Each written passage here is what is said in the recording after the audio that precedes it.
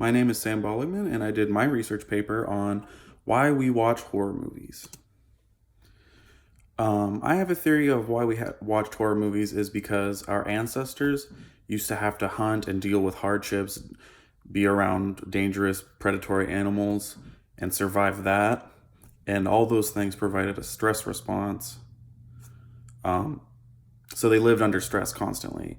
And to live and deal with that, I think those with a more positive feedback loop to that stress would be more likely to survive than someone who got overwhelmed and shut down because of this stress. Um, so today, I think we seek stressful activities to kind of get that that reward activated in our brain that our ancestors would have. So we go out and we go ride roller coasters or we watch horror movies because they elicit this stress response. And there's a sense of relief when the stress is over. Um, and scientists say that both the actual stress itself and the relief after it's over can both be very pleasant. Uh, these things are both thrilling and seem dangerous to our brain. Our amygdala stores the memories of dangerous things and immediately reacts to just basically be on the safe side. So we see these scary things and and our mind gets afraid in the moment. We know we're still safe though because it's just on the screen or it's just a roller coaster that's been tested. So these activities are both common for thrill seekers because they're safe. Horror movies also provide a chance to prove yourself. You've always heard of younger kids begging to watch horror movies. Oh, I know, I can watch it. I can watch it. I won't be scared. Um, this is because it provides them a chance to be on the same level as adults and prove themselves that they can deal with these scary and stressful situations. Um, and they know it's not a real stressor because it's just a movie and they can always cover their ears, their eyes, or we turn the movie off or whatever. Um, in modern day society, most things are known to us just because of the progression of science and technology. So we kind of crave a sense of finding new things and exploring. And that's kind of rare just in actuality, in reality.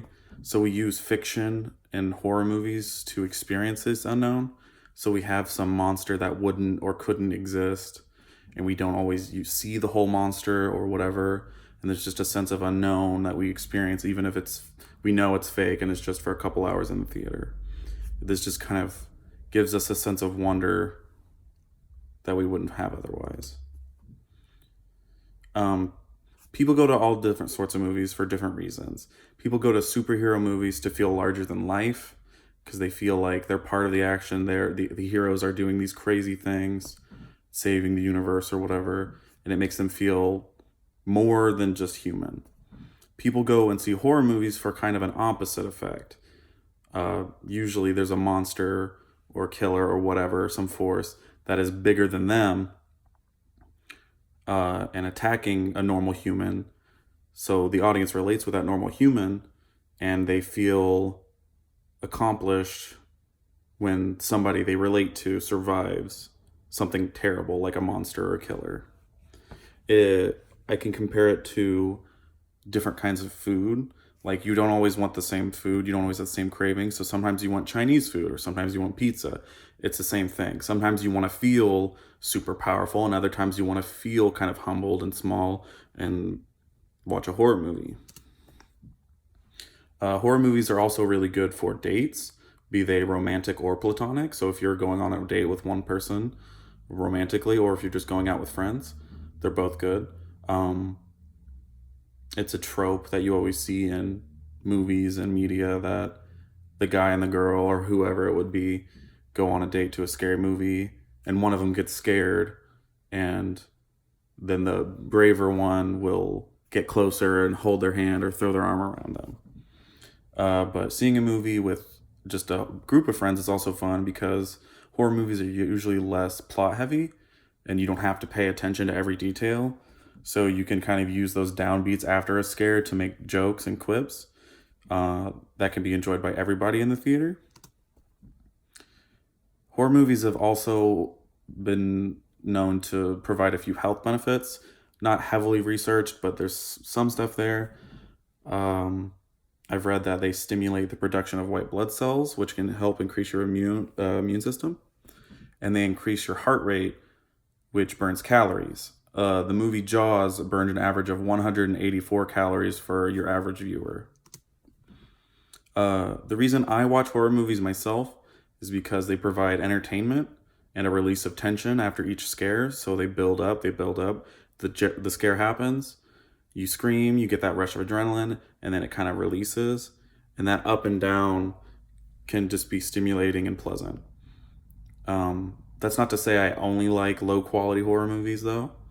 I also enjoy expertly crafted horror films that the writers and directors have thought about a lot, because they think about what exactly scares people, and they pay attention to detail so much that these ideas and these images stick with you for long after you've seen the movie. And you really know a movie was truly great and terrifying when that fear sticks with you long after it's over. So like, it's been a week and you're still thinking about it. You wake up in the middle of the night and you see that monster in the dark corner of your room, even though you know it's not there. And that's my presentation.